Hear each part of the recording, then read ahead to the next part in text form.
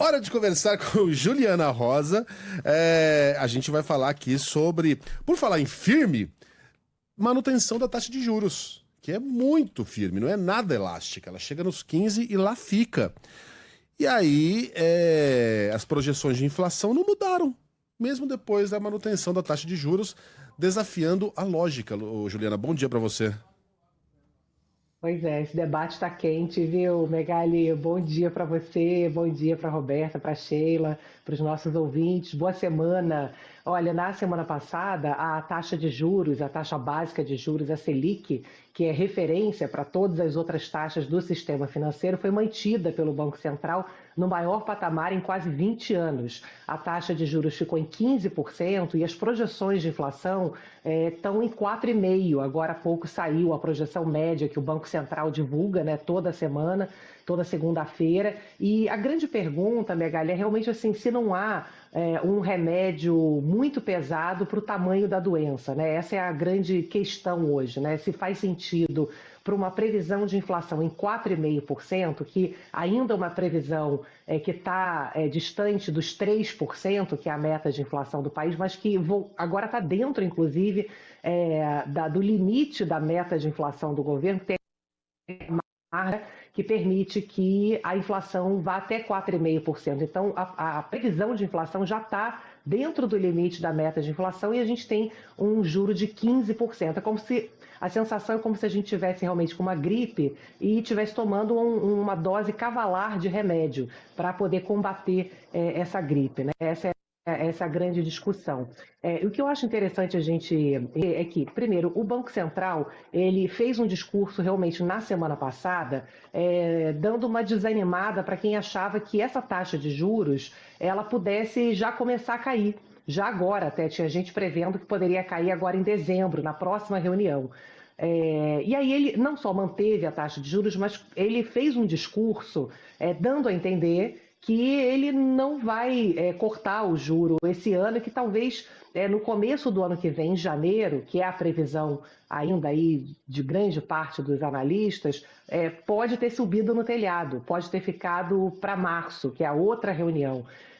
E aí está essa discussão, né? Por que ele está fazendo um discurso tão duro? Por que está o Banco Central sendo tão resistente em começar, pelo menos, a cortar o juro? Porque vamos combinar que se cortar o juro, vai continuar um juro muito alto ainda, né? Se corta de 15 para 14,75, vamos lá, né? Ainda é uma pancada de juro e a inadimplência está batendo recorde. As famílias estão altamente endividadas com esse juro alto.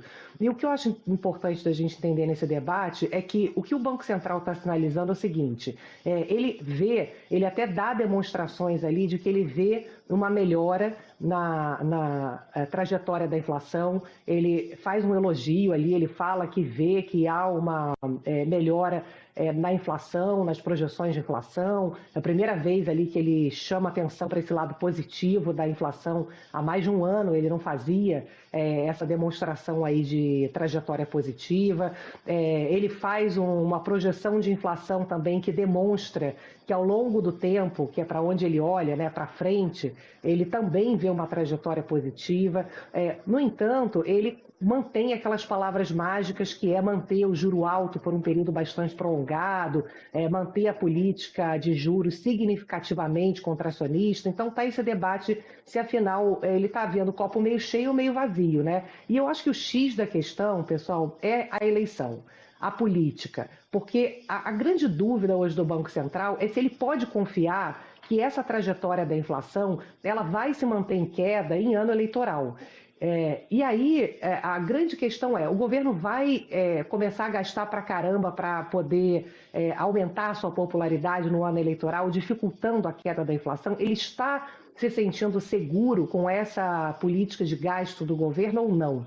Então, acho que esse é o centro da questão, principalmente em economia, cada vez mais, Megali, a gente vai entrando aí na discussão eleitoral, e essa crise da segurança pública, por exemplo, o presidente Lula estava com a faca e o queijo na mão, né, nas últimas pesquisas eleitorais, com a história do Trump, né, com a defesa da soberania nacional. Então, ele vinha ali com a questão do discurso político e as pesquisas mostrando que ele estava indo muito bem. E agora, depois dessa ação da polícia no Rio de Janeiro, ali nos complexos da PEN do Alemão, e essa discussão toda se a população, as pesquisas mostram que a maioria está a favor, né, da ação do Cláudio Castro, e o presidente Lula fez um discurso duro ali mostrando que é contra e tal.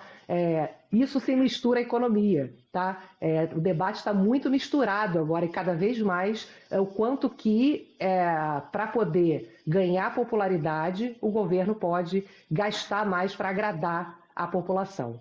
Então, olha a confusão, cada vez mais a gente vai se aproximando de uma lógica eleitoral que vai contaminando, né, esses modelos, digamos assim, econômicos.